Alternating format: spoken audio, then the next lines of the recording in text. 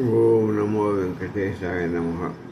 ఓం దక్షిణామూర్తే నమః. ఓం సీతారామచంద్ర పరబ్రహ్మస్వరూపాయ స్వరూపిణే నమః. ఓం దత్తాత్రేయ నమః. మనం ఈ రోజున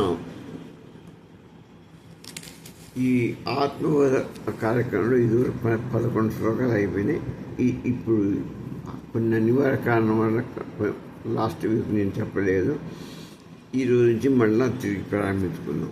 12వ శ్లోకం మనం ఈరోజు నేర్చుకుందాం. ఈ 12వ శ్లోకంలో శంకరాచార్య స్వామి ఏం చెప్తున్నా అంటే, పంచీకృత మహాభూత సంభవం, పంచీకృత భూత మహాసంభవం కర్మ సంచితం. ఈ పంచీకృత మహాభూత సంభవం కర్మ సంచితం వల్ల ఈ పంచమహాభూతం వల్ల ఈ శరీరం ఏర్పడింది అని చెప్పుతున్నాడు. శరీరం సుఖదుఖానం, శరీరం సుఖదుఖాలకు నిలయం. భోగాయతన ముచ్యతే, సుఖదుఖాలు అన్నీ అనుభవిస్తుంది కాబట్టి శరీరం ఏమవుతుంది? భోగాయతనం, భోగానికి అనుభవించడానికి ఒక ఉపాధి, ఉపకరణం లాంటి. నీ పూర్వజన్మ సుకృతాల వల్ల నీకు వచ్చిన ఈ శరీరం పంచభూతాలు ఏర్పడ్డది. నీ యొక్క కర్మల వల్ల దుఃఖాలని, కష్టాలని, పూర్వ సంచిత కర్మల వల్ల నీకు ఉపాధిగా ఏర్పడవలసింది ఈ శరీరం. పంచభూతంతో ఏర్పడింది ఈ శరీరం.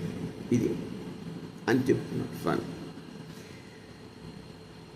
ఈ స్థితి ఏర్పడదాం మనం ఇప్పుడు పంచమహాభూతాల పంచీకృతమైన తర్వాత వాటితో తయారు చేయబడ్డది ఈ శరీరం. ఇది భోగాయతన సాధనం. భోగాలకి మనం అనుభవించాలంటే ఏదో ఒక దానికి ఒక పరికరం ఉండాలి కదా. ఒక పని చేస్తున్నామంటే దానికి ఇప్పుడు బట్టలు తవ్వాలంటే గుణం కావాలి. ఇంకేదైనా పని ఇది గట్రా అంటే దానికి ఒకసారి వేసి ఏ పని దానికి ఉండాలి.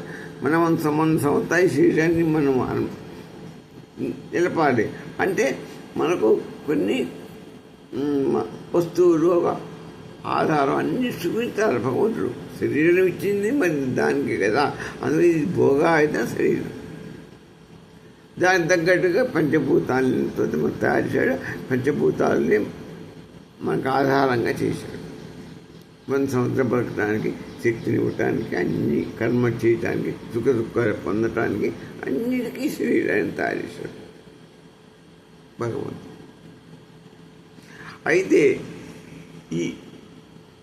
ఇది కర్మ సంచితం అని చెప్పే కదా. కర్మలు మన పూర్వజన్మల పాపాలు అనేకమైన మన పాపాలు, కష్టనిష్టాలు అన్నీ మనం చేసాము. అవన్నీ చిత్ర బాక్స్లో నిర్వహించి దాన్ని ఆధారంగా చేసుకొని ఈ శరీరం ద్వారా మనం అనుభవిస్తాం. పుణ్యకార్యాలు చేస్తే సుఖాలు, చెడు సంకల్పాలు, చెడు కార్యాలు, దుష్కార్యాలు చేస్తే దుఃఖాలు అనుభవిస్తూ ఉంటాం. మనం అనుకుంటాం ఈ కష్టాన్ని ఎందుకు వస్తున్నాయి నాకే అంటే, ఈ జన్మలో నువ్వు చేయకపోతున్నాయినా పోయిన జన్మలో ఎన్ని జన్మలో ఇన్ని పాపాలు వేసావో, ఎంత వేసావో నీకేమని తెలుసా? తర్వాత దానివల్ల వస్తుంది. వాడు సుఖపడ్డాడని నువ్వు అనుకుంటావు. వాడు సుఖపడ్డాడని వాడు పూర్వజన్మలో ఎంత ఎన్ని పుణ్యాలు చేశాడు, ఏం చేశాడు మనకి ఏం తెలుస్తుంది? సుఖపడటానికి కారణం ఉంది, కష్టపడటానికి కారణం ఉంది. ఇవన్నీ పూర్వజన్మ కర్మ సంకల్పాల వల్ల, కర్మ ఫలితాల వల్ల మనకి ఈ జన్మలో ఈ శరీరానికి తగిలి ఈ శరీరం అనుభవిస్తుంది భోగాయుధం.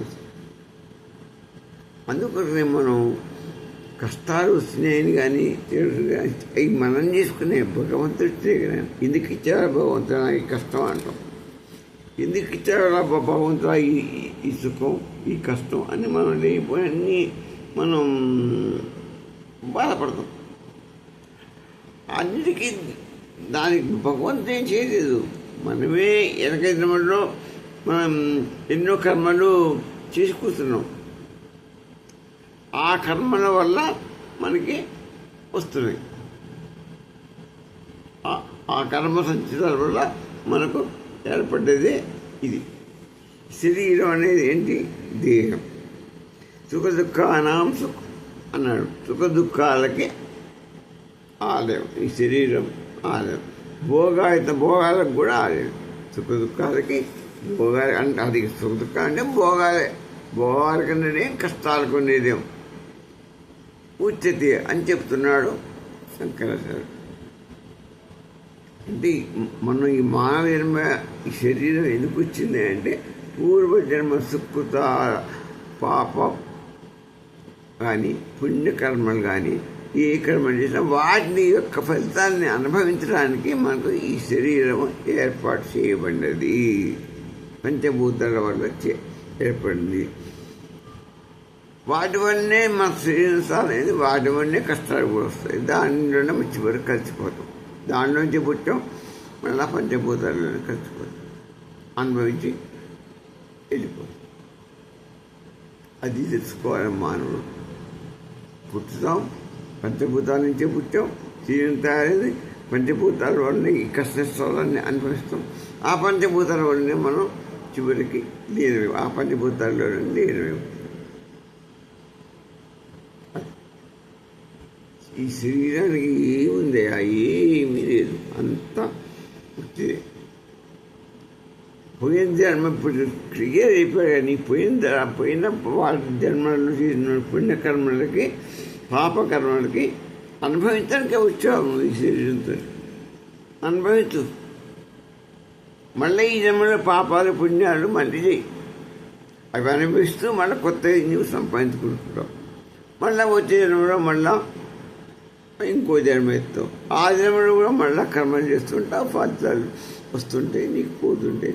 అంతా ఇది ఇట్లా ఎన్నాళ్ళు చేసుకుంటూ ఎన్ని జన్మలు ఎత్తి ఏ జన్మలు ఎత్తి మానవ జన్మ వస్తుందని కూడా మనకు నమ్మకం లేదు. ఏ జన్మలో 82,000 జీవులు ఉన్నాయి. ఆ జీవుల్లో ఏ జీవి యొక్క జన్మైనా రావచ్చు. మన కర్మల వల్ల, మనం చేసే కర్మల వల్ల ఆ శరీరాలు ఏర్పడి మనం ఫలితం అనిపిస్తాం. దీని కొరకు మా భగవంతుడు చెప్తూనే ఉన్నాడు, నీకు పుణ్యం వద్దు, పాపం వద్దు, ఈ కర్మలు చేసి ఇన్ని వద్దు, నువ్వు జ్ఞానాన్ని పొందు. జ్ఞానం పొందడం అంటే ఏంటి? ఈ కర్మలు ఎందుకు, ఈ పాప కష్ట సుఖాలు కంచేస్తున్నాయి, దీనివల్ల వస్తున్నాయి, అది తీసుకుని అసలు జ్ఞానాన్ని పొందు. ఆ జ్ఞానతత్వాన్ని పొందు. జ్ఞానతత్వాన్ని పొందితే నీకు ఆత్మని దర్శిస్తావు. ఆత్మని దర్శిస్తే నీకు మోక్షగామి లభిస్తుంది, ఆ మోక్షం లభిస్తుంది. ఆత్మ దర్శనమే పరబ్రహ్మ దర్శనం. ఆ పరబ్రహ్మ దర్శనమే మనకు ఇది అర్థమైందా? కాబట్టి ఎంత గొప్పది అంటే ఈ జ్ఞానం ఈ దుఃఖ సాగరం నుంచి మనని రక్షిస్తుందయా. ఈ జ్ఞానం అనేది మంచి చీకట్లో మనం బతుకుతున్నాం. ఈ చీకటి నుంచి ఉద్ధరించేది జ్ఞానం ఒక్కటే. జ్ఞానం అంటే వెలుగు, అజ్ఞానం అంటే చీకటి. అప్పుడు మనం అజ్ఞానంలో బతుకుతున్నాం. ఈ అజ్ఞానం నుంచి జ్ఞానాన్ని వెలిగిస్తే అజ్ఞానం పోతుంది. మన చివరికి హాయిగా మనం జ్ఞానంలో వెలుగు వస్తే, సూర్యుడు వస్తే అంతే హాయిగా ఉంటుంది మనకి. ఆ సూర్యకాంతి వస్తేనే మనకు ఆ వెలుగు, జీవనం అన్ని అదే కారణం. అన్నే మనం వెలిగితే ఆత్మజ్యోతి దర్శిస్తే, ఆత్మజ్ఞానం కనుక ప్రకాశింపజేసుకుంటే, ఆత్మజ్ఞానాన్ని తెలుసుకుంటే నీకు ఆత్మజ్ఞానం అనేటువంటిది నీకు మొత్తం ఆత్మ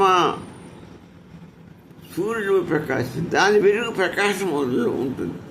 అది ప్రకాశిస్తే చీకటి పటాపంచి చెప్పదు. అది మామూలు సూర్యుడి కాంతి కూడా అక్కడ సరిపోదు. సూర్యుడి కాంతి కూడా అక్కడ సరిపోదు. అందుకని ఈ యొక్క జ్ఞానాన్ని మనం తెలుసుకొని పాపపుణ్యాన్ని పోగొట్టుకొని ఆత్మజ్ఞానం సంపాదించుకుంటే మనకు జన్మరాహిత్యం లభిస్తుంది. ఇక తైత్రీయ ఉపనిషత్తు ఏం చెప్తుంది చూద్దాం మనం.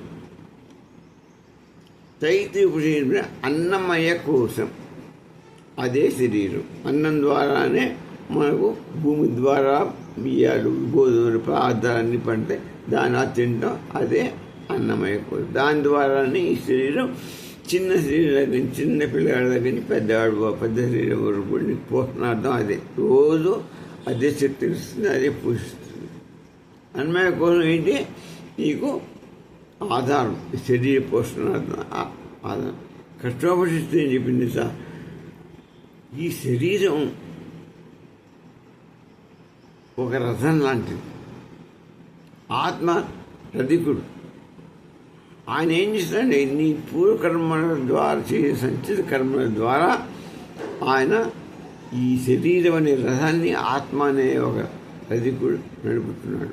ఆ ఆత్మే పరమేశ్వరుడు, పరబ్రహ్మస్వరూపుడు. ఆత్మ అంటే ఆయనే నడుపుతున్నాడు. ప్రతి వారి హృదయంలో ఆత్మ ఉంటుంది, అదే చైతన్య స్వరూపం. ఆ చైతన్యం వల్లే నీ శరీరం కదులుతుంది, ముందు పోతుంది. నువ్వు నడుస్తున్నావు, నువ్వు చూస్తున్నావు, నువ్వు పలుకుతున్నావు, శ్వాస పీలుస్తున్నావు. అన్నిటికీ కారణం ఆత్మ యొక్క చైతన్య స్వరూపం. దాని యొక్క ఎందుకంటే చైతన్య స్వరూపం నీలో ఉండి నిన్ను ప్రకాశపరిచేసి నిన్ను నీ కళ్ళకు చూపిస్తుంది, నీకు నోటికి పలుకునిస్తుంది, చెవులకు వినిపిస్తుంది, అన్ని పనులు చేస్తున్నావు. అనుకునే శరీర రథానికి ఆత్మ రధికుడు. ఆయన నీ ఈ శరీర రథాన్ని ముందు నడుపుతున్నాడు. రథస్వామి ఆయన దర్శించుకొని నువ్వు ఎన్నాళ్ళు ఆయన మోస్తావు, మోయటం కదా, ఆయన లీనమైపో. ఆత్మ నిన్ను రధికుడు, నువ్వు రథానివి, ఆయన రధికుడు నీ మీద ఉండి స్వాదిస్తున్నాడు. నేను స్వాదించే నువ్వు రథంలాగా మారదు, నువ్వు రథంలోంచి ఆయనలో కలిసిపోగా. ఎన్నాళ్ళు మోస్తావు ఆయన్ని, ఎన్నాళ్ళు ఇస్తావు ఈ సంసారాన్ని. నువ్వు రథంలాగా ఉండద్దు, శరీరంలాగా. నువ్వు రధికుడి కావాలి, అది అంటే పరబ్రహ్మ కావాలి. పరబ్రహ్మలో లీనమైపోవాలి, పరబ్రహ్మ తత్వాన్ని తెలుసుకోవాలి, ఆత్మజ్ఞానాన్ని పొందాలి. కథం ఆత్మజ్ఞానం చేస్తే నువ్వు ఆత్మలీనమేంటి? ఆత్మలీనమైపోతే నువ్వు రధికుడు అవుతావు, అప్పుడు నువ్వు పరబ్రహ్మ అయిపోయేది. ఇది మనం తెలుసుకోవాల్సిన విశేషం. దానివల్ల ఈ అద్వైత మతం వారి శరీరం ఒక అనాత్మ, ఆత్మ సాక్షి చైతన్యం. ఆత్మ అనేది సాక్షి చైతన్యం, శరీరం అనాత్మ. శరీరం అనేది అనాత్మ అంటే ఏంటి? ఒక ప్రతిబింబం అని అంటుంది, దానికి స్వతంత్రం లేదు, ఒక బింబం. ఆత్మ సాక్షి చైతన్యం. ఆత్మ అనేవాడు సాక్షి చైతన్యం. నీ శరీరాన్ని నడిపేటువంటి వాడు, నీ శరీరాన్ని చేసేవాడు. కాబట్టి నీ శరీరం రథం, ఆత్మ రధికుడు. ఈ విశిష్టాద్వైతుల వాళ్ళ గోల్ ఏంటంటే శరీరం భగవత్ సేవ సాధన అంటారు. శరీరం అనేది భగవత్ సేవ చేసుకోమని చెప్పడానికి నీకు ఇచ్చినటువంటి సాధనం. నీ శరీరం ప్రసాదించాడు, నువ్వు భగవత్ సేవ చేసుకో. నువ్వు పాపకర్మ చేయగల భగవత్ సేవ చేసుకొని నువ్వు అప్పుడు నీకు అంటే నువ్వు తరితరానికి నీకు శరీరాన్ని ఇచ్చాడు, నువ్వు భగవంతుని స్మరించుకోవాలి అంటారు వాడు. అది కరెక్టే. భగవంతుని స్మరించుకుంటే మనకు మంచిదే. దానివల్ల భక్తి పెరుగుతుంది. భక్తి పెరిగితే ఆత్మ ఆటోమేటిక్గా తరిస్తుంది. భక్తియే ముక్తికి మార్గం. ఈ శరీరం ఇచ్చిందే నీ భక్తి పనికి అజ్ఞానాన్ని పోగొట్టుకోవడానికి అంటారు వాడు. ఇక ద్వైతాత్రయం అంటే అదే నువ్వు వేరు, ఆ భగవంతుడు వేరు. ఆ భగవంతుడిలో నువ్వు దర్శనానికి పొందితే నువ్వు మోక్షాన్ని చెందినట్టే. దానికి భక్తితో ఆ స్వామిని ప్రార్థించు, ఆ విష్ణువుని ప్రార్థించు. ఆ నారాయణుని ప్రార్థించు. నీ కర్మల ఆధారంగా నీకు జన్మయుక్త అవుతుంది. మంచి కర్మలు చేయి, చెడు కర్మ చేయకుండా మంచి కర్మలు చేసి ఆ పరబ్రహ్మ స్వరూపమైనటువంటి ఆ నారాయణమూర్తిని, ఆ విష్ణువుని దర్శించుకో, నువ్వు మోక్షాన్ని పొందుతావని వాళ్ళు చెప్పారు. అంటే ఒక్కొక్కళ్ళు ఒక్కొక్క రకమైన దృష్టి నుంచి బోధించిన వీరందరూ చెప్పేది ఏంటి? ముక్తి సాధించుకో. ఈ శరీరం కాదు నీకు, ఈ శరీరం ఇచ్చింది నీకు దేవుని దర్శించుకోవడానికి, ఆత్మజ్ఞానాన్ని పొందటానికి. అద్వైతం ఆత్మజ్ఞాన బంధం ఉంటుంది. వైష్ణవం ఏముంటుంది? విష్ణువు స్మరించు, విష్ణువు స్మరించడానికే వచ్చింది అంటారు వాళ్ళు. నారాయణ స్మరణ చెయ్యి, చేస్తే నీకు మోక్షం దొరుకుతుంది. ఈ ద్వైతం ఏమంటుంది? నువ్వు ఎప్పుడూ తక్కువ అల్పుడివి, ఆయన సర్వజ్ఞుడు, విష్ణువు సర్వజ్ఞుడు. కాబట్టి ఆ విష్ణువుని భజించడానికే నీకు శరీరాన్ని ఇచ్చాడు రా. నువ్వు ఇచ్చినందుకైనా నువ్వు నోరారా విష్ణువుని పూజించి జ్ఞానవంతుడి కా, మోక్షాన్ని ఆయన దర్శించుకుంటే నీకు అదే మోక్షం. ఆయనలో కలవలేవు నువ్వు, కానీ ఆయన దర్శించుకుంటే నీకు మోక్షమే. అదే మోక్షం నీకు, వేరే అవసరం. ఇక నీకు ఆయన దర్శనం లభించిందంటే నీకు కథమే అంటారు ద్వైతుడు. ఈ శరీరం ఇటువంటిదే. రామకృష్ణ పరమహంస గారు ఏం చెప్పారంటే, ఈ శరీరం ఒక వస్త్రం లాంటిదే. వస్త్రం అంటే ఏంటి? దారాలు, వస్త్రం దారాల యొక్క సమూహం. ఒక్కొక్క దారం అంటే బంధనాలు, ఒక్కొక్క దారం ఒక్కొక్క బంధనం నీ మీద. ఇప్పుడు ఒక వస్త్రం ఉంది, దానికి ఎట్టేపడినది ఒక్కొక్క పొగతో నూరు పొగతోని తయారైనటువంటి 100 పొగ. అన్ని బంధనాలు వస్త్రాలు ఎన్ని 100 పొగలు ఉన్నాయో అన్ని 100 పొగలు బంధనాలతో నువ్వు తయారై వస్తుంది.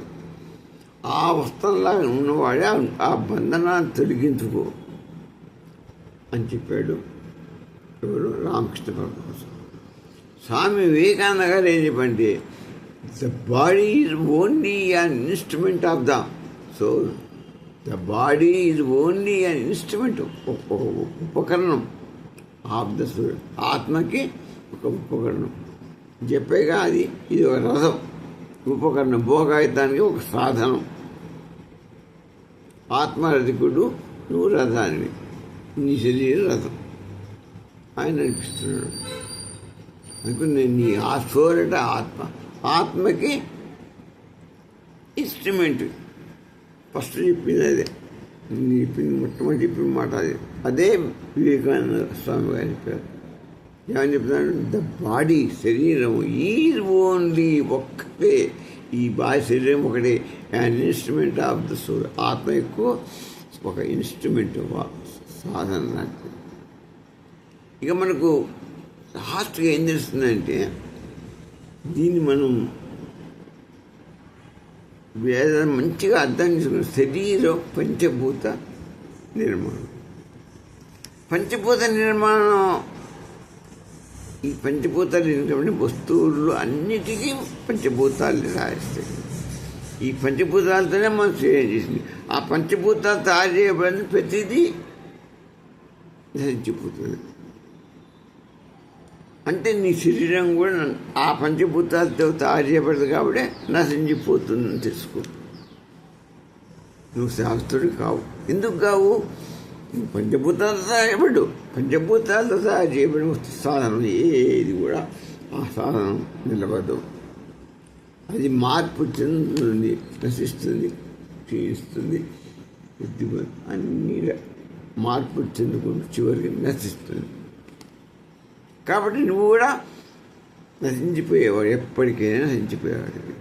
ప్రతి వస్తువుకి కొంతకాలం అది జన్మ, ఆ సాధనానికి కొంత పీరియడ్, ఎక్స్పైర్ పీరియడ్ ఉంటుంది. నీకు మానవ జన్మకు 100 ఏళ్ళని పెట్టారు ఎక్స్పైర్. ఆ నేను ఉంటాను కూడా మనకి ఇప్పుడు నమ్మకం. 40 ఏళ్ళే ఉండొచ్చు, 50 ఏళ్ళే ఉండొచ్చు, 15 ఏళ్ళే ఉండొచ్చు, 80 ఏళ్ళు ఉండొచ్చు, 90 ఏళ్ళు ఉండొచ్చు. ఎందుకు నీ నిర్ణయం ఈ 100 సంవత్సరాలు ఉండలేకపోతున్నావు? ఈ భేదాలు ఎందుకు వస్తున్నాయంటే నీ కర్మల వల్ల, పూర్వజన్మ సంచిత కర్మల వల్ల నీకు ఈ ప్రారంభం. ఈ రోగాలు, నష్టాలు ఇవన్నీ పూర్వజన్మ సంకల్ప ఫలితాలు. అవి మంచి సంకల్పాలు చేసావో, చెడు సంకల్పాలు చేసావో చాలా మనకి. వాటి ఫలితమే నీ కాల పరిమితి, నీ ఈ కాలంలో నువ్వు అనుభవించే స్థితిగతులు. నీ స్థితిగతికి అన్ని కారణం నీ పూర్వ సంచితుడే, కానీ భగవంతుడు కారణం కాడు. ఇది సృష్టిశాస్త్రం. మనం రోజు ఏమనుకుంటామంటే భగవంతుడు నన్ను ఎందుకు పెట్టాడు, నాకు ఈ కష్టం అంటావు. మరి ఎందుకు చేసేకపోతే నువ్వు ఆ కష్టం, ఆ పాపాలు అప్పుడు తెలవదా? ఇప్పుడు చూడు, నువ్వు ఒకటి కత్తి పెట్టి పొడుస్తున్నాడు, అనవసరంగా పొడుస్తున్నాడు. ఒక 10 పిల్లగాళ్ళని నమ్ముతున్నాడు. ఒక 5 ఏళ్ల వాడిని, 10 ఏళ్ల వాడిని పాపల్ని నాశనం చేస్తున్నారు. మరి ఇవన్నీ పాపాలు కావా? మరి నీకు వచ్చేటప్పుడు నీకు ఎన్ని కష్టాలు వస్తాయో నీకు వద్దని చేసుకుంటున్నావా? చేసుకో. 10 ఏళ్ల పిల్లని, 12 ఏళ్ల పిల్లని, 5 ఏళ్ల పిల్లని తెరుస్తున్నారే, పెళ్ళైన వాళ్ళని తెరుస్తున్నారే, అన్యాయంగా కత్తులు పెట్టి పొడుస్తున్నారే. మరి ఇదంతా పాపాలు కావా? మీరు ఇప్పుడు ఈ చేసే అన్నీ వచ్చే జన్మలో సంచిత ఆగామ కర్మలుగా వచ్చి అక్కడ సంచిత కర్మలుగా ప్రారంభించబడి నీకు అప్పుడు శరీరం మళ్ళీ నువ్వు ఇంకోటి చేత అప్పుడు అనుభవిస్తావు.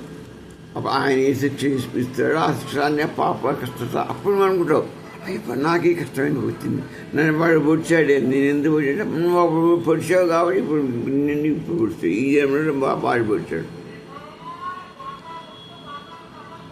అప్పుడు నీకు అన్నీ వస్తాయి. ఈ జన్మతో నువ్వు ఆగిపోవు కదా, నెక్స్ట్ జన్మ మంట వస్తుంది నీకు ఇప్పుడు జన్మలు ఆగిపోతాయి. నీకు జ్ఞానం కలిగిన రోజున ఆగిపోతాయి. అంతవరకు నీకు జన్మలు పునరపి జన్మ వస్తూనే ఉంటుంది. జన్మరాహిత్యం ఉండదు. పునరపి జననం, పునరపి మరణం, పునరపి జననం, పునరపి మరణం. ఏ దేహంలో పుడతావో, ఎక్కడ పుడతావో, ఎలా పెరుగుతావో, ఎలా మరణిస్తావో, ఎలా అనుభవిస్తావో, ఎలా పుణ్యాన్ని పొందుతావో మనకు తెలియదు. ఇది యొక్క ఈ శరీరం వచ్చింది సంతోషపడటం కాదు. మన ధర్మాన్ని, మన కర్మలన్నింటినీ ధర్మ ప్రకారంగా నివర్తించాలి, ధర్మ ప్రకారంగా ఫాలో కావాలి. ఆ జ్ఞానాన్ని, ఆత్మజ్ఞానాన్ని పొందాలి. ఆత్మదర్శనాన్ని పొందితే నీకు జన్మరహస్యం, జన్మరహితం లభిస్తుంది. ఈ సుఖ దుఃఖాలు అన్ని అనుభవాలు. ఈ సుఖ దుఃఖాలు అంటే ఏంటి? అనుభవాలు. ఈ శరీరానికి అనుభవానికి వస్తాయి. నేను చెప్పాక ఇప్పుడు మనం చేసిన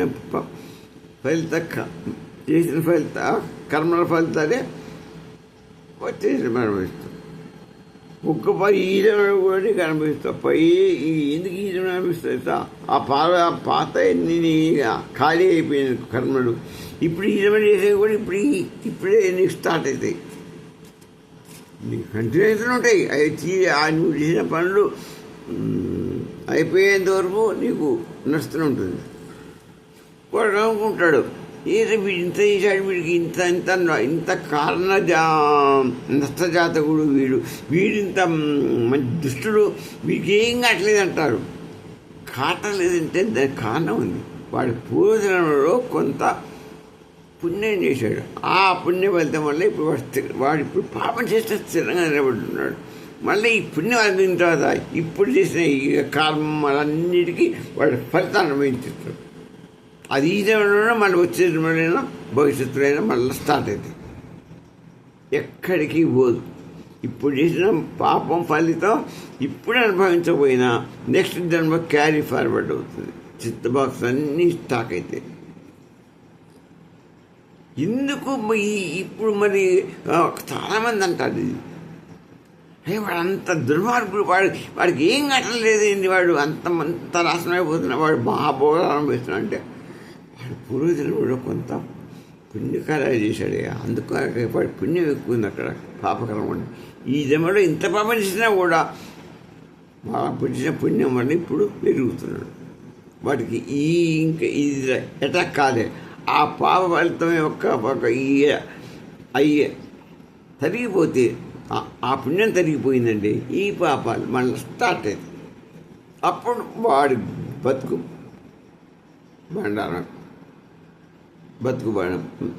బండార పారే. అది కారణం. ఇక మన శరీరం సంగతి చెప్పుకున్నాం. మన ఆత్మ ఇక్కడుంది. ఆత్మ మనలోనే ఉంది, మనంతలా ఉంది. ఆత్మ చైతన్య స్వరూపం, సాక్షి స్వరూపం. అది 3 కాలములైనా ఉంటుంది. అది మార్పు చెందదు, కాలానికి మార్పు చెందదు. మన శరీరం మార్పు చెందుతుంది, కానీ ఆత్మ ఎప్పుడు ఒక్కడానే ఉంటుంది. ఎప్పుడు 3 కాలములైన ఉంటుంది. రాత్రి పగలు అన్నీ అప్పటికే అది మెరుగుతుంటుంది. సాక్షిభూతంగా మనలో ఉంటుంది. మనకు చైతన్యాన్ని అందిస్తుంది, మన శరీరాన్ని నడిపిస్తుంది. అది ఆత్మ ఏంటి అంటే అది దాని యొక్క ఇది. ఇక ఈ లాస్ట్కి శరీర పంచభూత నిర్మితం, కర్మ జన్మ కారణం, సుఖ దుఃఖాలు అనుభవాలు. అంతే. కర్మ వల్లనే జన్మ కారణం. ఈ జన్మ వచ్చి పడ్డది. ఆ కర్మను అనుభవించడానికి శరీరం వచ్చింది. సుఖ దుఃఖాలని అప్పుడు చేసిన పాప పుణ్యాలకి ఇప్పుడు అనుభవాలు. ఆత్మే నిత్య సాక్షి, నిత్య చైతన్య స్వరూపుడు, నిత్య మనలో ఉండేవాడు. ఈ శరీరం, అందుకనే ఈ శరీరం పాంచభౌతిక సమ్మేళనం. ఇది కర్మలను అనుభవించడానికి వచ్చినటువంటి శరీరము. మన పూర్వజన్మ చేసిన కర్మలకు వచ్చిన కర్మఫలాన్ని అనుభవించడానికి వచ్చినటువంటి సాధనం శరీరం. పాంచభౌతిక సాధనం. మళ్ళీ పాంచభౌతికంలో కలిసిపోతుంది. శరీరం మారుతుంది, అది గతించిపోతుంది. ఆత్మ మాత్రం నిత్య సాక్షి. ఆత్మ ఎప్పటికీ ఉంటుంది. అది శంకర స్వామి శ్లోకంలో మనకు ఇచ్చిన సందేశం. కాబట్టి మనం జాగ్రత్తగా ఆయన ప్రతి శ్లోకంలో మనకు బోధిస్తూనే ఉన్నాడు. ఆత్మజ్ఞానాన్ని నేర్చుకుంటే ఏంటి, నేర్చుకోకపోతే వచ్చే నష్టం ఏంటి అనేది చూపిస్తున్నాడు. కాబట్టి మీరు జ్ఞానాన్ని నేర్చుకుని కర్మను మంచి చేయండి. కర్మ చేయొద్దని నేను, కర్మ చేయాలి. మనం పుట్టింది కర్మ చేయటానికి. కర్మ చేయకపోతే నిత్య కర్మల్లో మనం చేయకపోతే మనకు వెళ్ళదు. మనం శరీరం పెరగాలి, మనం బతకాలి. మనం స్వామి ఇచ్చినంత కాలం మనం జన్మ బాధ్యత మన ఈ భూలోకంలో ఉండాలంటే మనం కర్మ చేయక తప్పదు. పంటలు పండించుకోవాలి, కర్మ చేసుకోవాలి, దాని కర్మ చేయాలి. మన తర్వాత మనం ఉద్యోగాలు చేసుకోవాలి, మనం ఎన్ని చేసుకోవాలంటే మనకు కర్మ చేయాలి. కానీ నువ్వు ఏ కర్మ చేయనే చెయ్యి, నీ భార్య బిడ్డలను పోషించుకో, నీ కుటుంబాన్ని పోషించుకో. కానీ ఎలా ఉండాలి? ధర్మయుతం ఉండాలి. ధర్మ అర్థ కామ మోక్షాలు అన్నారు. ధర్మంతోనే అర్థం సంపాదించు, ధర్మ అర్థాలతోనే కామాన్ని అనుభవించు, ధర్మ అర్థ కామాలతో మోక్షాన్ని పొందు. ఇదే స్వామి సందేశం. ఓం స్వస్తి స్వస్తి స్వస్తి.